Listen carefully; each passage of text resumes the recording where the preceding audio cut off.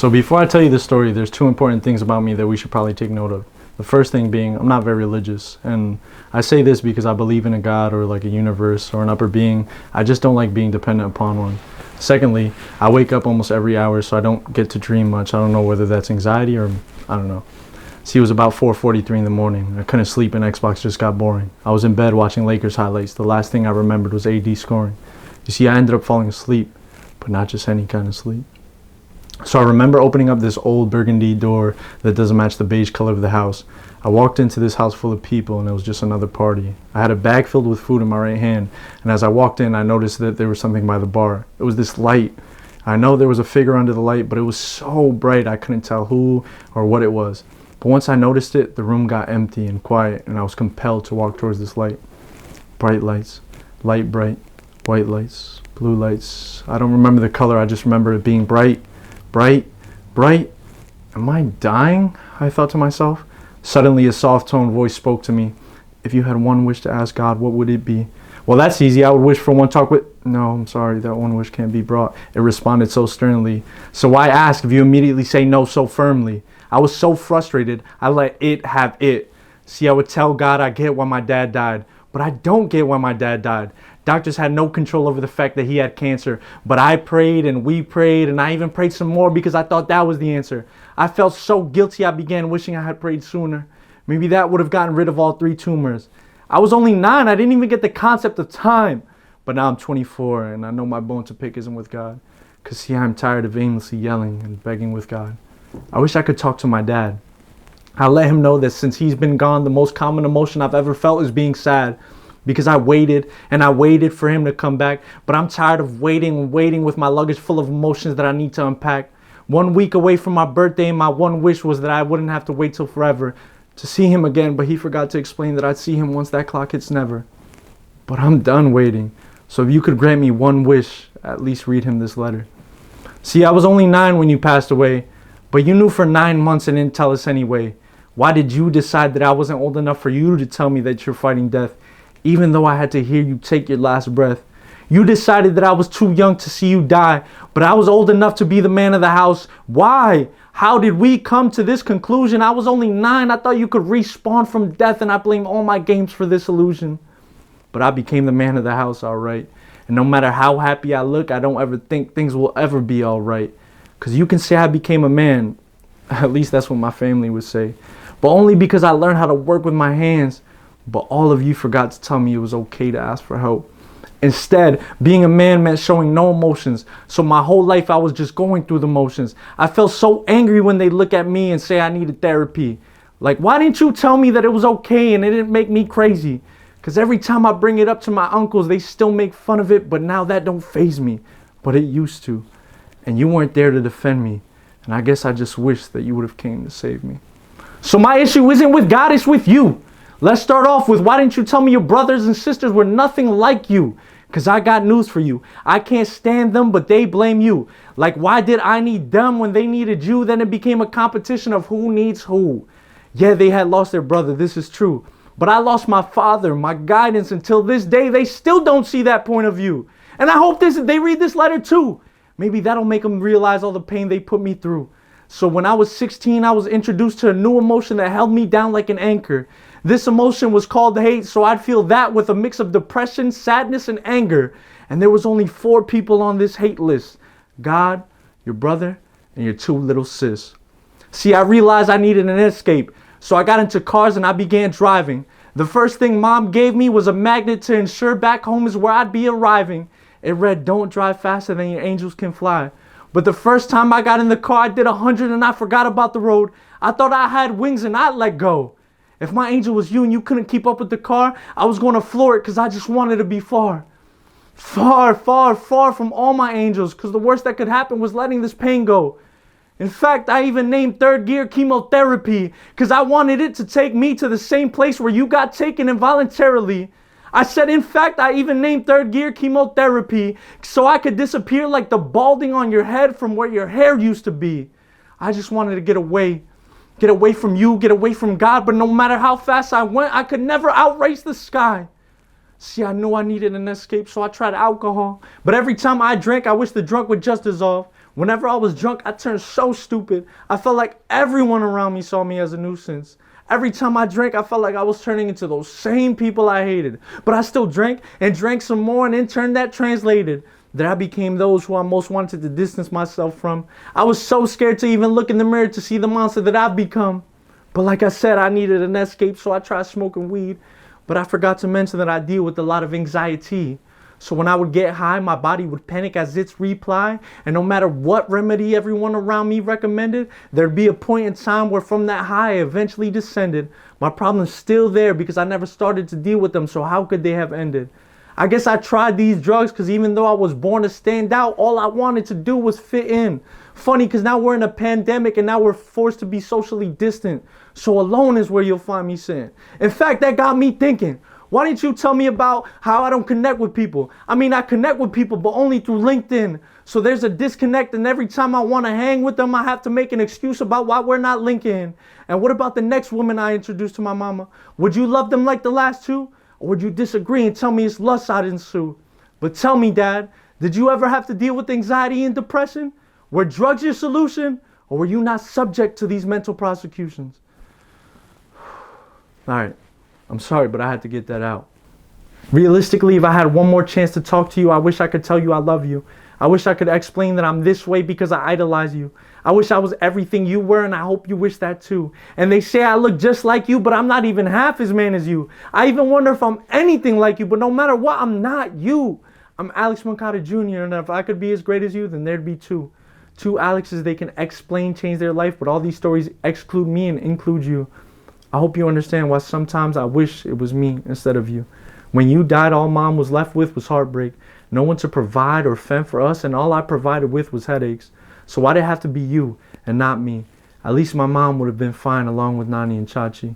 Mom wouldn't have had to skip work to pick me up from school. My sisters wouldn't ever have had to find out that this world was so cruel. Because you were their protector. No tears, man, or issues were ever allowed in their sector. If it was me and not you, they'd never have to worry about finances. Both would have gone to college and seen a world with more chances. And right now, Mom probably would have been with you on a vacation. But see, with me, she's in bed waiting, worried sick that her son ain't getting home. She's so concerned she won't stop blowing up my phone, claims she can't sleep, and with all those Ambias on her dresser, I hate that it was you and not me. See, right now, Mom is in Cancun, taken by someone who isn't you and sure as hell ain't me. A third Alex, because the first two wouldn't.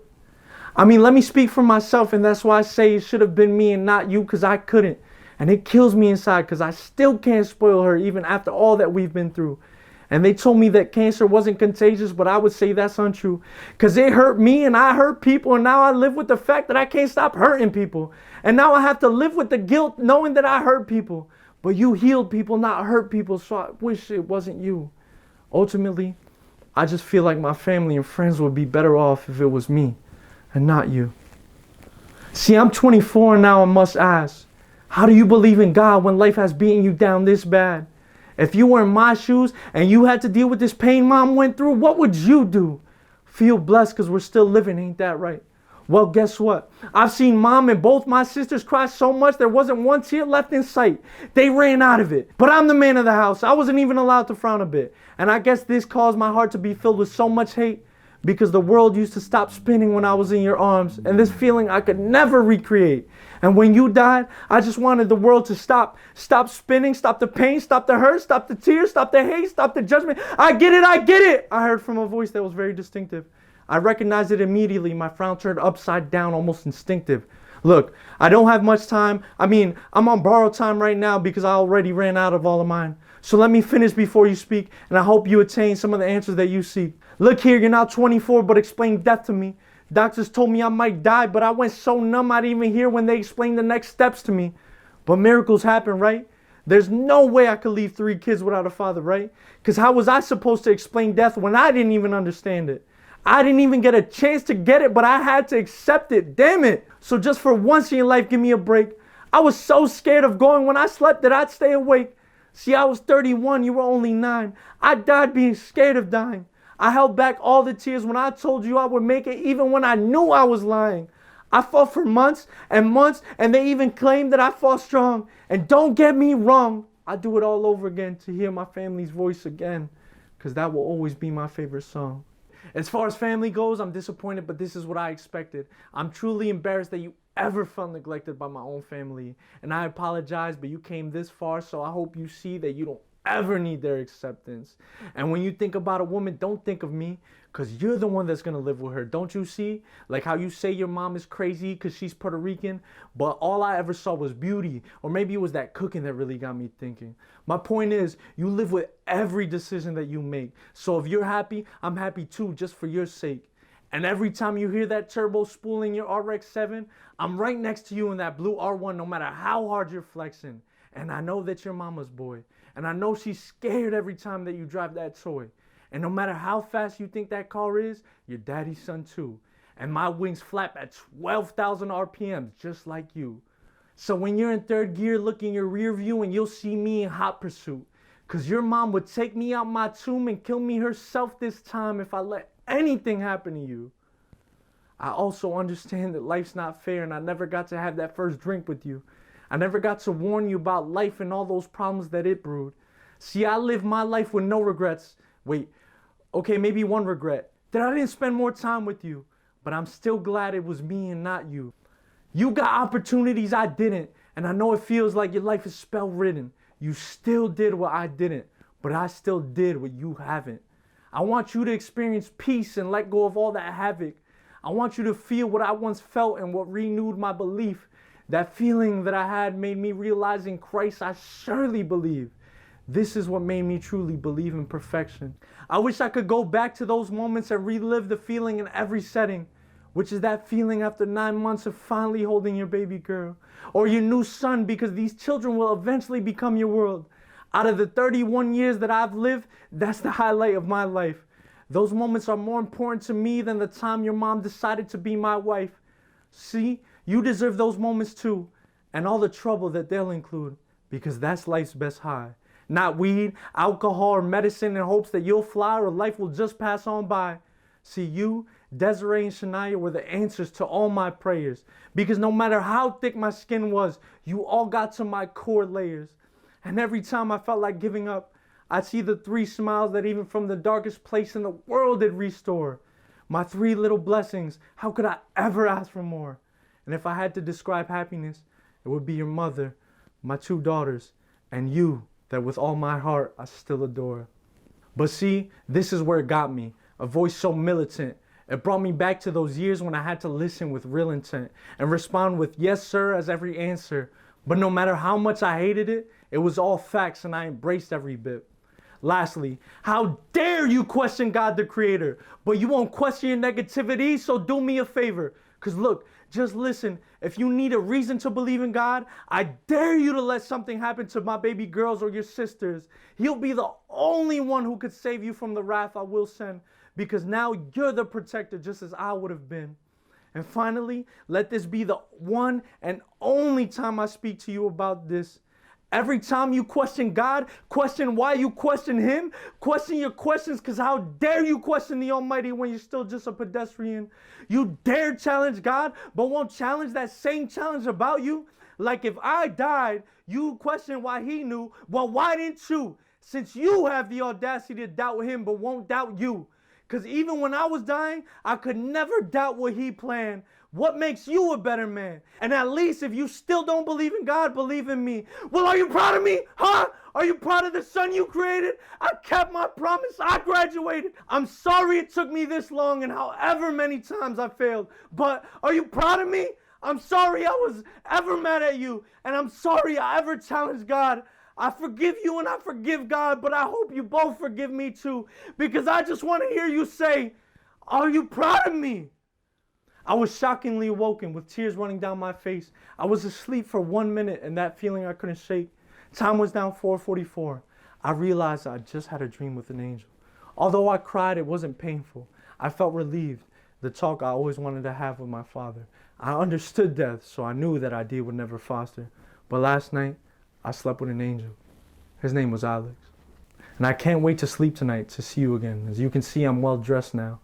I just want to say I know it wasn't your fault and it wasn't in your power. And I forgive you. And I hope you and God can forgive me, as I was just a kid.